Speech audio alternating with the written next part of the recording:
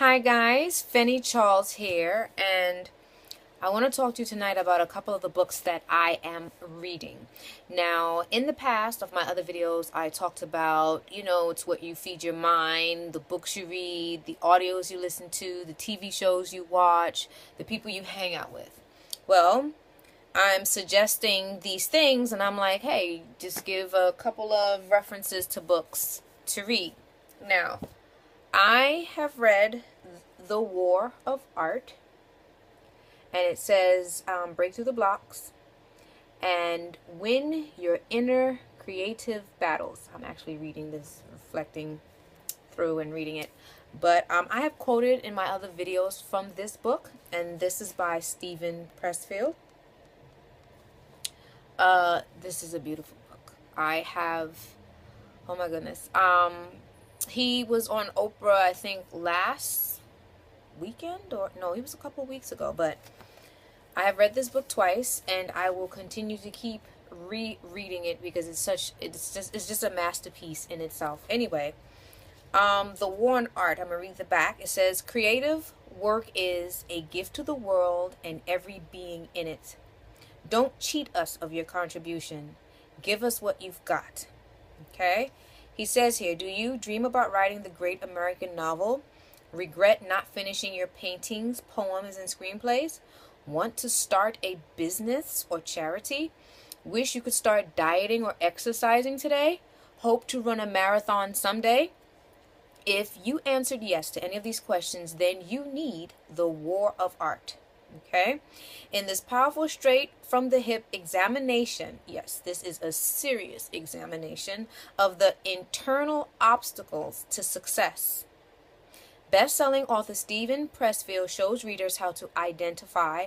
When I tell you that this man, this genius, identifies, he itemizes, right? The different facets of our obstacles. And in this case, he calls it resistance. And resistance shows, it has its ugly face, rears subtly, passively, overtly. It's how can I say, it pilfers. I have a love of words.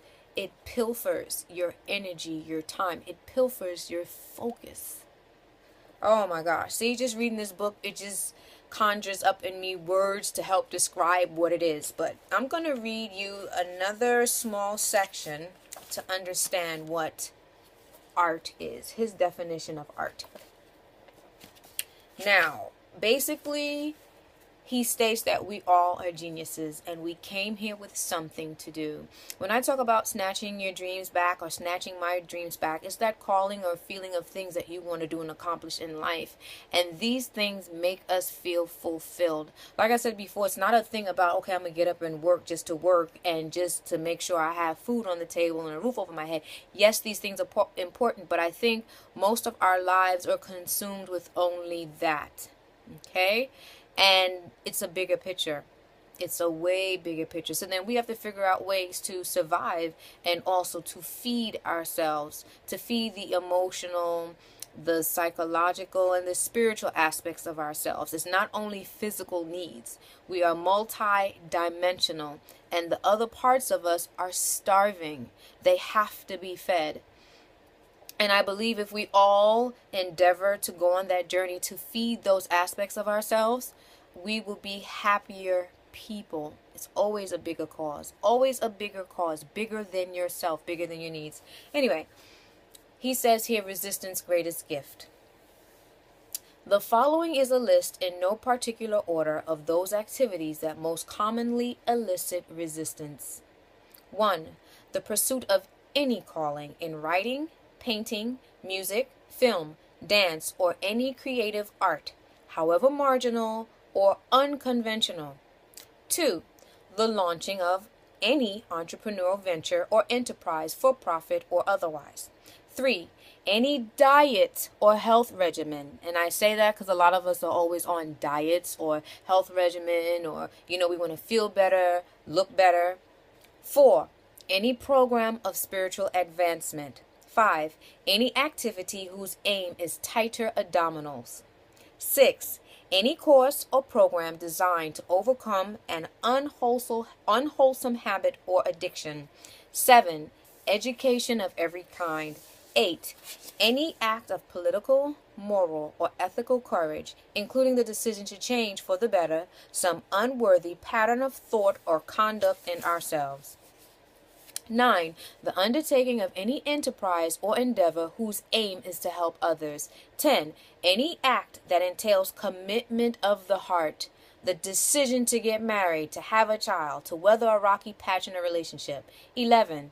The taking of any principled stand in the face of adversity. In other words, any act that rejects immediate gratification in favor of long-term growth, health, or integrity. Or, expressed another way, any act that derives from our higher nature instead of our lower nature. Any of these will elicit resistance. Now, what are the characteristics of resistance? He says here, resistance cannot be seen, touched, heard, or smelled, but it can be felt. We experience it as an energy field radiating from a work in potential. It's a repelling force. It's negative. Its aim is to shove us away, distract us, prevent us from doing our work. All right, so now, he goes through the book and gives a list of, oh my goodness, resistance and procrastination. Resistance recruits allies. Resistance is fueled by fear. This is an excellent, excellent book. Now, I said I read this. I've read it twice, and I will continue to keep reading it. You put books down, you read other books, you come back, and then, you feel that itch or urge to read another book again. That's one of these books. I am currently on Turning Pro. This is part 2 to part 1. It's part 2 to The War of Art. Turning Pro is about, this one's harder to read. Tap your inner power and create your life's work.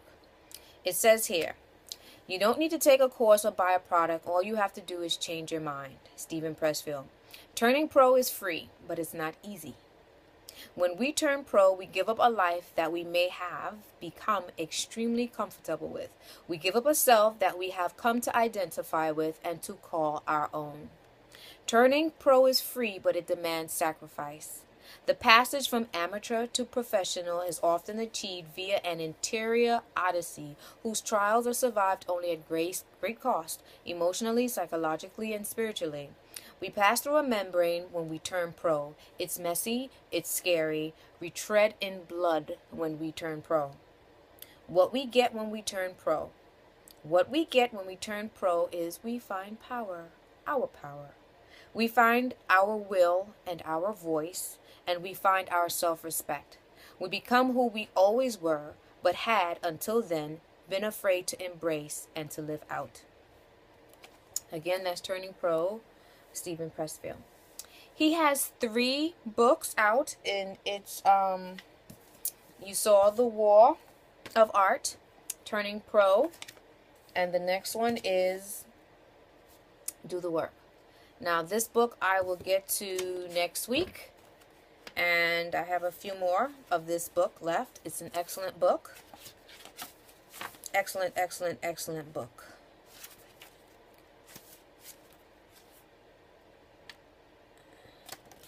Get it. There's nothing else to say. Just get it. Get it and read it. As you've learned, Turning Pro, I already gave the list in the very beginning. It's nothing else to say. We all are geniuses in our own unique, special way. And as he says, you are not helping us. You are not serving the world by holding on to your gifts. And it took me a while to understand that. We all have gifts to share. We all inspire. You don't know who you touch, how you touch them. We have work to do, guys. We have work to do. All right, guys. I will see you all in the next video. Bye.